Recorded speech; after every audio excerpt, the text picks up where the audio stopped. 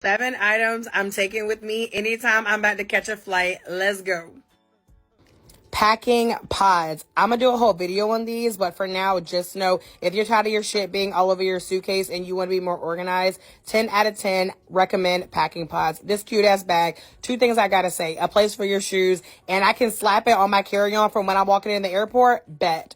All right, this next one, don't judge me. I don't care. Poopery, y'all. Group travel, traveling with your man, your girl, do it. These bags I love because I can just put all my dirty clothes in there and I can just put the whole bag in my suitcase at the end of the trip.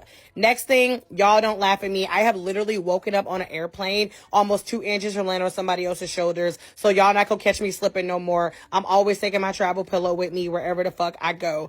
Eye mask I love for whenever there's not room darkening curtains because I want to be able to sleep until I want to sleep. Also, it's cool for being on an airplane.